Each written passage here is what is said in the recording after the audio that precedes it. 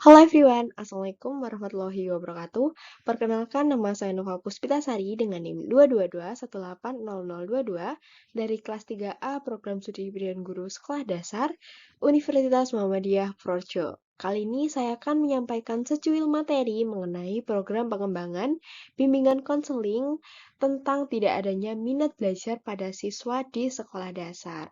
Sebenarnya, tidak adanya minat belajar pada siswa bukan suatu permasalahan yang besar, karena pada umumnya anak-anak itu masih suka dengan bermain dan tidak suka belajar. Akan tetapi hal ini juga patut untuk dibahas agar itu dapat meningkatkan minat belajar pada siswa supaya lebih baik pada sisi akademiknya.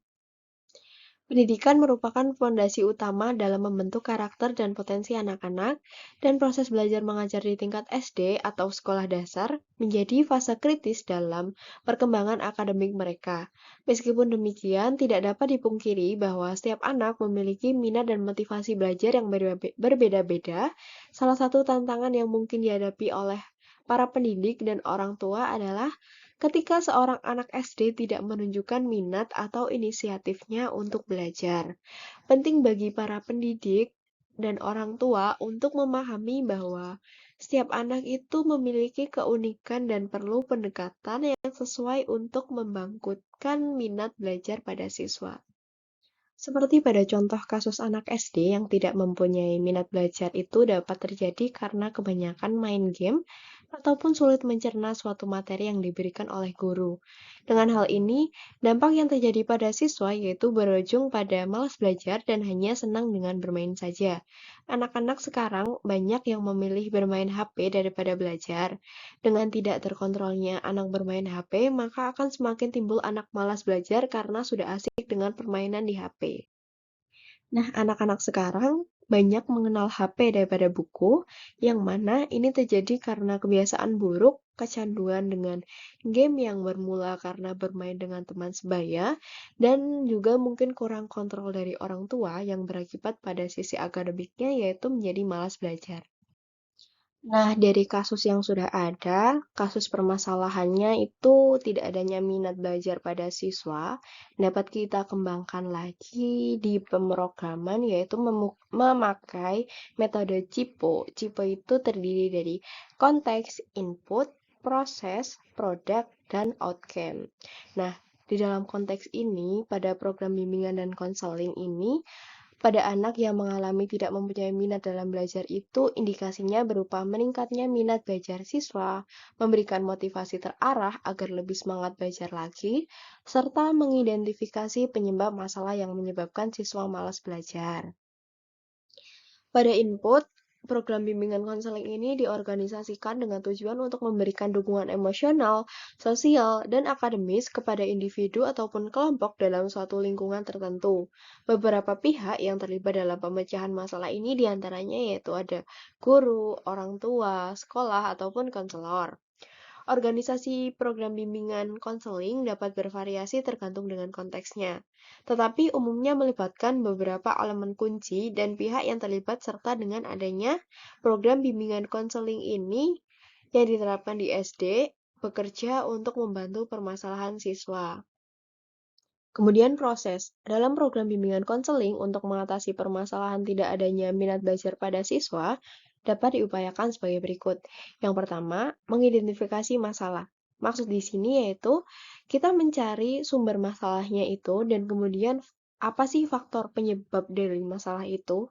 Dan kemudian pemetaan kebutuhan. Pemetaan kebutuhan di sini bermaksud di dalamnya meliputi identifikasi masalah seperti yang sebelumnya dan penggunaan instrumen yang mana identifikasi masalah adalah konselor bekerja sama dengan siswa untuk mengidentifikasi masalah konseling yang perlu diatasi serta pada penggunaan instrumen ini secara pemetaan dapat dilakukan melalui wawancara dengan siswa, pengisian kuesioner, ataupun tes psikologis. Kemudian, perencanaan sesi konseling serta membuat jadwal konseling. Nah, dalam tahap ini terdapat penetapan tujuan yang artinya konselor dan siswa bersama-sama menetapkan tujuan konseling yang spesifik dan dapat diukur. Kemudian, pemilihan metodenya yaitu memiliki metode konseling yang sesuai seperti konseling individu, kelompok, ataupun ada konseling online. Kemudian yaitu tahap penjadwalannya yaitu menetapkan jadwal sesi konseling yang konsisten dan sesuai dengan kebutuhan. Kemudian ada proses sesi konseling individu, yaitu tentang konseling individu yang dibutuhkan kepada siswa, kemudian yang sesi konseling kelompok, yaitu berkelompok. Kemudian orang tua ikut berpartisipasi dalam membantu program konseling. Maksud di sini orang tua itu ikut mendukung dari program ini, yaitu misalnya dengan menyemangati siswanya untuk belajar, terus mendampingi saat siswa belajar, dan mengontrol kegiatan siswa, termasuk dalam pengontrolan saat bermain HP, kapan waktu bermain HP, kapan untuk belajar, dan kapan untuk bermain. Selanjutnya yaitu program layanan bimbingan konseling memiliki tujuan yang akan dicapai seperti yang pertama, mengetahui faktor penyebab masalahnya itu apa. Kemudian yang kedua, terutama supaya meningkatnya minat belajar pada siswa. Kemudian yang ketiga, ada pemahaman diri. Maksud dari hal ini adalah membantu individu untuk lebih memahami diri mereka sendiri, termasuk kekuatan, kelemahan, minat, dan nilai-nilai pribadi yang dimiliki. Kemudian yang keempat ada pengembangan potensi, yaitu mendukung pengembangan potensi dan bakat individu agar dapat mencapai performa maksimal dalam berbagai aspek kehidupan. Misalnya seperti siswa yang memiliki potensi dalam bidang olahraga, maka dapat dikembangkan lagi potensi yang dimilikinya agar di suatu kemudian hari bila mana dapat dimanfaatkan. Kemudian yang kelima ada pemahaman hubungan interpersonal. Maksud dari ini yaitu mendukung individu dalam memahami dan meningkatkan hubungan interpersonal, baik dalam konteks keluarga, teman, ataupun rekan kerja. Seperti implementasi pada siswa ini. Selanjutnya yaitu outcome. Dampak dari pelaksanaan program bimbingan konseling dalam permasalahan tidak adanya minat belajar pada siswa, yaitu yang pertama ada meningkatnya minat belajar siswa, yang kedua meningkatnya prestasi akademik, yang ketiga lebih paham akan dirinya sendiri, dan yang terakhir ada mengembangkan potensi yang ada dalam diri.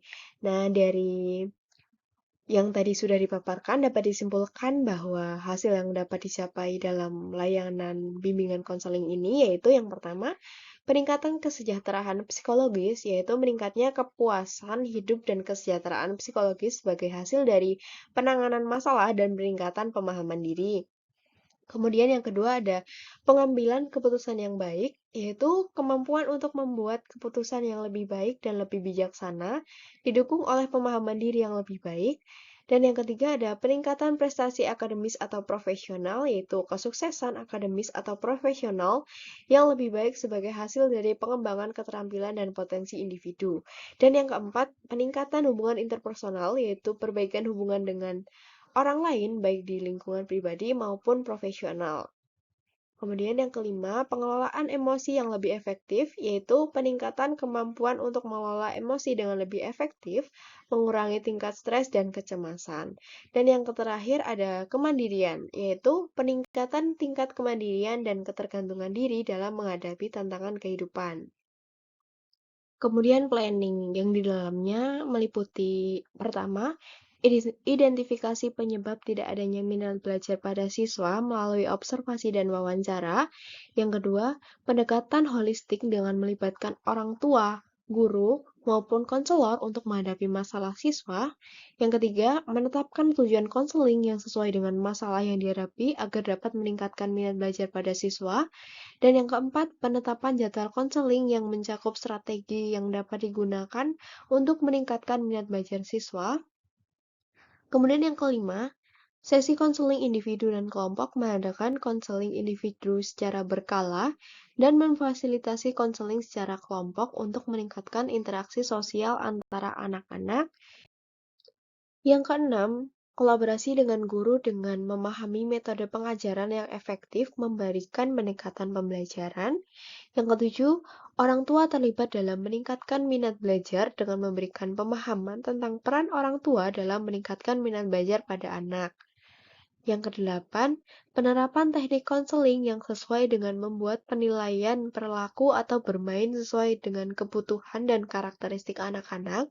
Yang kesembilan, monitoring dan evaluasi dengan memantau perkembangan anak secara teratur dan melakukan evaluasi untuk menilai efektif program yang sudah digunakan ini apakah sudah tercapai atau belum. Yang kesembilan, memberi dukungan seperti menambahkan aktivitas anak di luar akademik seperti ekstrakurikuler yang dapat mendukung minat belajar anak di luar akademik. Kemudian yang terakhir ada pemantauan jangka panjang dan memberikan dukungan tambahan. Kemudian pada tahap organizing, yaitu yang pertama ada menentukan jadwal konseling dan menyelenggarakan sesi konseling individu atau kelompok untuk mengetahui penyebab turunnya minat belajar. Kemudian yang kedua ada orang tua ikut terlibat dalam proses konseling untuk mendukung minat sesuai kebutuhan siswa. Yang ketiga, mengadakan kegiatan pengembangan diri untuk meningkatkan keterampilan dan memperluas wawasan siswa terhadap mata pelajaran. Yang keempat, memantau perkembangan siswa dan mengevaluasi efektivitas program secara berkala. Yang kelima, menyediakan bimbingan personal untuk mengatasi kesulitan belajar pada siswa. Yang keenam, menangani kasus-kasus khusus dengan melalui pendekatan yang sesuai dengan mempengaruhi minat belajar. Yang ketujuh, yaitu memberikan saran untuk menciptakan lingkungan belajar, yaitu di sekolah maupun di rumah. Kemudian ada staffing, yaitu yang pertama membentuk tim konseling, yang kedua bekerja sama dengan sekolah untuk mendukung implementasi program konseling di lingkungan pembelajaran. Yang ketiga, pengorganisasian dalam kurikulum bahwa semua aspek-aspek konseling dapat diakses oleh semua siswa. Yang keempat, penggunaan teknologi dengan memberikan akses pelayanan melalui daring atau platform media online yang mudah untuk diakses siswa. Kemudian yang kelima, melakukan pelatihan untuk guru agar dapat mengenali permasalahan dan memberikan solusi terhadap siswa. Yang keenam, melibatkan orang tua dalam pengambilan keputusan dan memberikan dukungan yang konsisten saat di rumah. Yang ketujuh, monitoring dan evaluasi secara berkala untuk mengukur efektivitas dalam penyesuaian. Dan yang terakhir ada pengumpulan data dan analisis dari hasil akademik, observasi untuk mengetahui suatu permasalahan yang terjadi pada siswa. Kemudian pada leadingnya itu yang pertama, mengadakan pelatihan dan pengembangan untuk meningkatkan keterampilan dan pengetahuan dari masalah belajar siswa. Yang kedua, memfasilitasi komunikasi yang terbuka dan aktif dengan lainnya untuk memecahkan masalah. Yang ketiga, membangun visi dan tujuan bersama untuk pelayanan bimbingan konseling pada masalah belajar. Yang keempat, memantau dan memberi umpan balik agar meningkatkan efektivitas dalam pemecahan masalah belajar siswa. Yang kelima, kerjasama antara tim misalnya orang tua dengan guru untuk menghadapi masalah siswa. Kemudian yang keenam, memberikan layanan bimbingan konseling dengan melibatkan lingkungan kehidupan siswa terhadap masalah belajar siswa. Dan yang terakhir ada memastikan setiap anak memiliki pemahaman dan tanggung jawab pada program bimbingan konseling ini. Kemudian pada controlling, yaitu yang pertama ada menyusun rencana bimbingan konseling seperti visi, misi, dan strategi yang dapat digunakan untuk mengatasi masalah tersebut. Yang kedua, melakukan pengawasan rencana program dengan memastikan konseling dapat terjalin secara aktif. Yang ketiga, melaksanakan program sesuai rencana dan memastikan sumber daya yang digunakan tersedia secara efisien. Kemudian yang keempat ada melakukan observasi secara langsung agar mengetahui kebutuhan siswanya itu dan dapat melakukan perbaikan dalam penyampaian pelayanan. Terus kemudian yang kelima, mengumpulkan data dan informasi ada untuk mengatasi evaluasi dampak dari program yang dijalankan. Kemudian yang keenam, melakukan sesi wawancara ataupun pengisian kuesioner yang diberikan pada siswa, guru, maupun orang tua untuk menceritakan pengalaman serta saran Kemudian yang ketujuh ada mengevaluasi hasil dari program yang dijalankan dan yang kedelapan, pengumpulan data dan membandingkan dengan keadaan sebelum mengikuti program. Dan yang terakhir ada melakukan perbaikan berdasarkan hasil evaluasi yang dilakukan sesuai dengan kebutuhan masalah belajar siswa. Sekian pemaparan materi dari saya. Terima kasih sudah menonton video ini. Saya mohon maaf yang sebesar-besarnya jika banyak kesalahan atau tutur kata yang kurang berkenan. Saya akhiri. Wabillahi taufik walhidayah. Wassalamualaikum warahmatullahi wabarakatuh.